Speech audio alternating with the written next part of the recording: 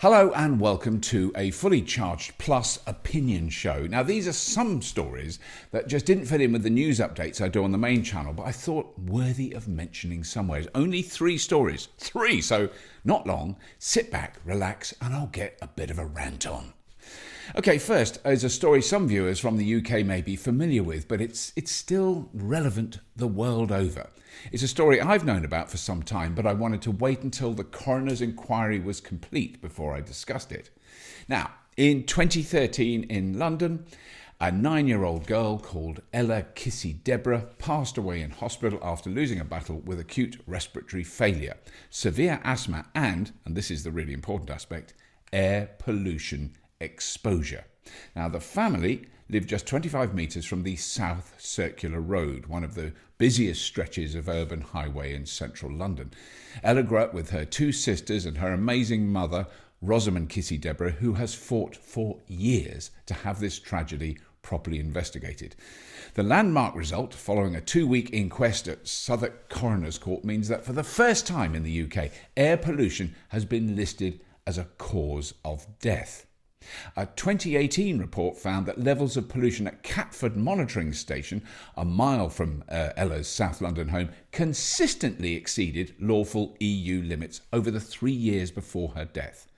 We now know that some of her symptoms were triggered and indeed made fatal by very high levels of air pollution from road traffic near her home. Tens of thousands of diesel trucks, buses, vans, taxis and private cars pass by their front door every day. No matter what the manufacturers say and what the oil companies claim, diesel is a filthy, toxic fuel. Petrol is marginally less toxic, but still a disgrace, and it produces more CO2 than diesel. They're both awful. We know beyond doubt that the human cost of air pollution is an environmental crisis estimated to kill up to 36,000 people a year in the UK and 7 million globally each year. I mean, so there are real, genuine, non-tree-hugging, virtue-signalling, libtard reasons to want to encourage the transition away from burning fossil bloody fuels for our ground transportation fleet as soon as possible. You know, the sooner there is mass adoption of electric vehicles, and I don't just mean cars, it's not to do with private cars, it's vans, buses, taxis, all trucks, all the vehicles that are driven the most in our cities. That's what we need to convert to electric drive as soon as possible. We need to pressure the companies that are still, to this day, buying new diesel vans and trucks, and local authorities that are buying new diesel buses. There are alternatives, they are better, they are cheaper to run. We just need to keep badgering those people. Okay, moving on. Little hobby horse of mine. Okay, so I'm an old bloke. Now, some of you may not have noticed, but I am, definitely. And my wife and I have had 2 children. Oh, big deal, I hear you say. And you'd be right, because we haven't had enough. What the what? For all my adult life, I've been hearing about the population bomb, the population explosion. Still now, on Twitter, people will say, so what if we use renewables? There's too many people in the world. We're doomed anyway. Too many mouths to feed. They are actually wrong about the actual numbers. Now, I became very aware of this. I'd heard people talk about it, but I became very aware of it when I read a book by a man called Fred Pierce called Peoplequake. It came out about 10 years ago, which sets out very clearly how much of a problem we are facing as a species. Now, more recent reports have been coming out in the newspapers. 23 nations, including Spain and Japan, are expected to see their populations halve by 2100. So in 80 years, their populations will halve. The population of Spain, let's go with that. The birth rate is so low that in 80 years' time, there will be half as many Spaniards as there are today. And here's the problem. Most of those Spaniards will be really, really old.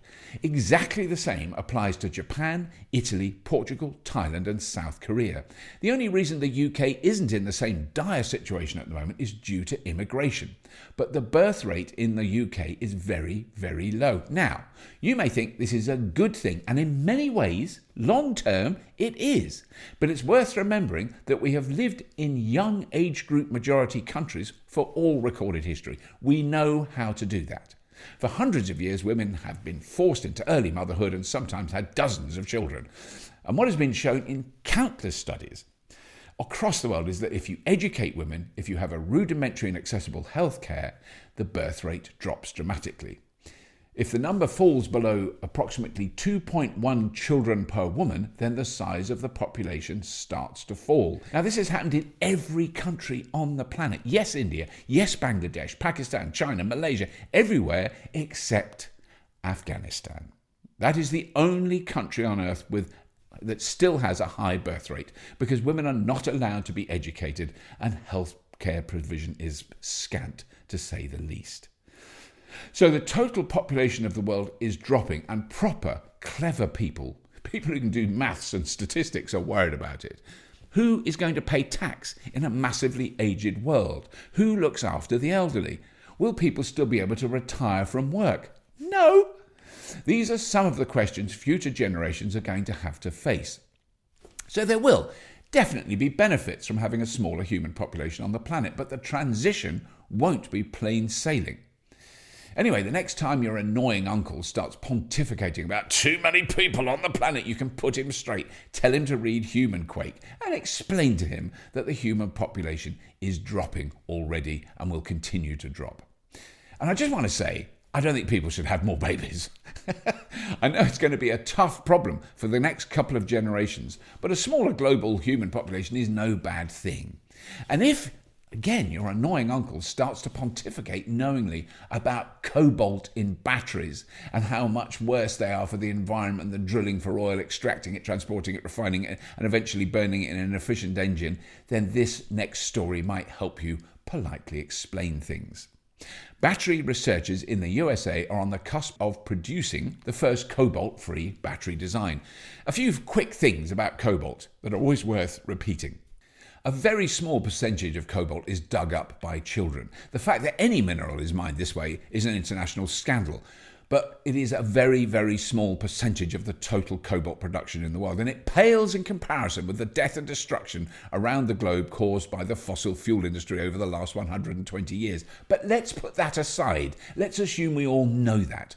Cobalt is used in many different areas of our world. It is used in oil refining. That is a really important point because it's been used by the fossil fuel lobbyists to say, cobalt, look at it, it's dug up by children, that goes into your batteries.